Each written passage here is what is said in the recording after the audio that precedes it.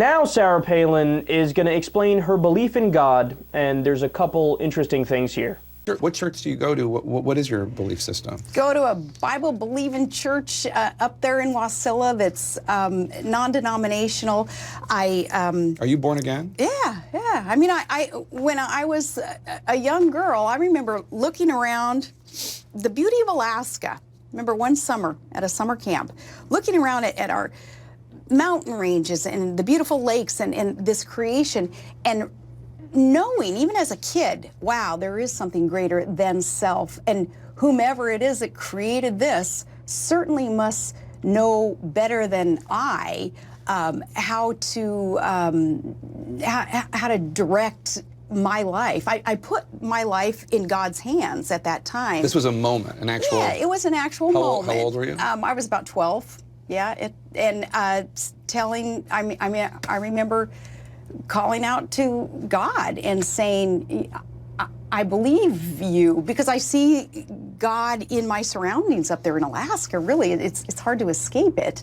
First of all, I love the admission that you believe the same thing as when you were 12. I mean, that shows just how serious that belief is.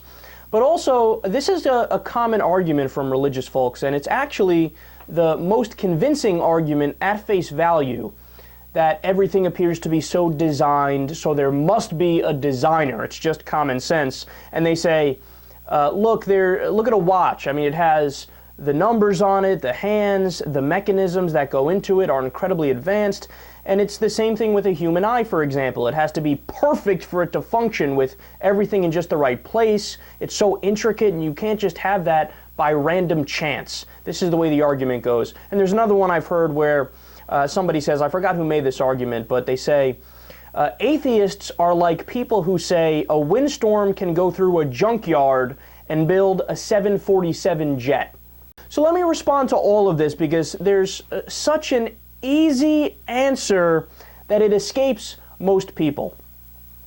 So what this is, it's actually a fallacy. It's its own fallacy. It's called the fallacy of passing the buck, which means if you argue that since human beings are so designed that, I mean, it's obvious there's got to be a designer, because in every other respect, when it looks like something's designed, there's a designer. Okay, fine, let's accept that logic for a second. So by your same logic, whatever being it was that created us, let's call it God, that God, of course, would have to be more intricate and more advanced than us human beings are, because if he's capable of making human beings in all our intricacy, then obviously he would be even more intricate. He would be a superior, a being that's got all the answers. It would be a God, right? So where did the God come from? Your own logic is, anything that's designed needs to have a designer, and we're very intricate, so there's obviously a designer. Okay, so if that God is obviously more intricate, more advanced, more designed, who designed the designer? Was it a super God that created a God? And then was it a super God that created a super God that created a God?